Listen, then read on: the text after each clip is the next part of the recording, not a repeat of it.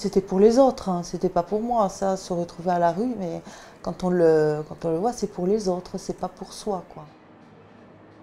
Moi, on va dire le 22 janvier, je pensais pas que le 23, je serais dans la rue, hein, ça. Mon mari n'a pas accepté le divorce, hein. Il m'a dit, bon, écoute, maintenant, ça va, hein, donc tu dégages. Je n'avais plus aucune affaire, plus de chaussures, de vêtements, de sous-vêtements, mes bijoux, j'avais plus rien, quoi. Si j'avais 1,50 € pour prendre mon bus. Ça a été, ouais, un gros chamboulement parce que bon, je savais pas trop où j'allais, hein. Je savais pas si j'allais dormir sous les ponts ou si... Le jour où je suis allée au CHRS, ils m'ont dit lundi il y a une place, mais s'il y a une personne avec enfant qui vient, on lui donnera la place avant vous. Et là, je me suis dit, là, j'y suis vraiment, quoi. Donc moi, je suis arrivée le lundi à 9 h. Jusqu'à 9 h moins 5, je ne savais pas si j'avais une place ou non, quoi. Donc là, oui, c'était quand même la peur, quoi. La peur d'être toute seule.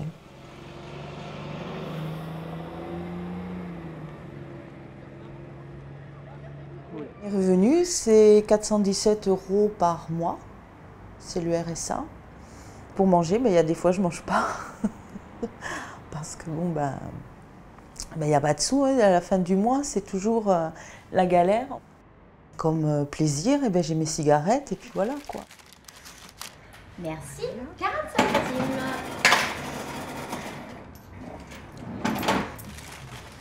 La réinsertion, elle passe par le boulot, quoi.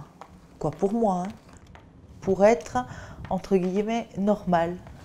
Même si c'est pas facile, tu sais que bon, t'as quand même un boulot, tu peux payer tes factures.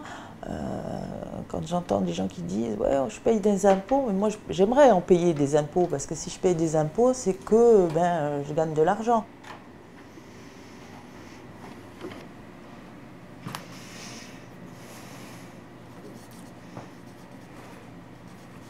On ne trouve pas de travail comme ça, hein. En plus, quand on est en CHRS, on n'est pas trop les bienvenus. CHRS, c'est les SDF, c'est voilà, quoi.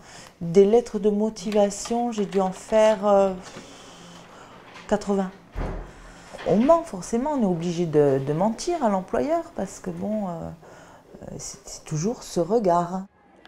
Les obstacles, c'est que déjà, pas de moyens de locomotion. J'ai eu un petit CDD de 15 jours sur Montpellier. C'était pas évident pour moi d'aller en train tous les jours, financièrement. Et puis toujours cette question d'hébergement, quoi. Il vous demande un certificat de domicile. CHRS, les Glycines, hébergés, c'est pas... ah bon, quel est votre parcours? Bon, ça les regarde pas, hein, absolument pas. Mais bon, c'est tout de suite la question. L'important, c'est d'avoir sa boîte aux lettres. Pôle emploi, c'est Pôle emploi, on va dire.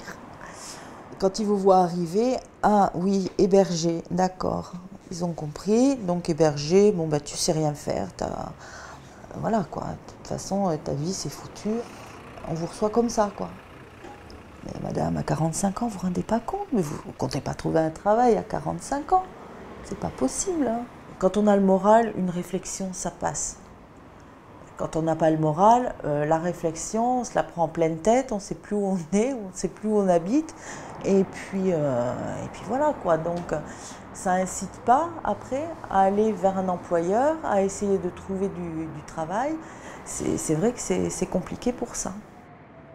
Ça me met plus en colère, hein, que ça me fait du mal, en fait. Disons, je me replie pas sur moi-même, quoi. Je veux dire, je subis pas.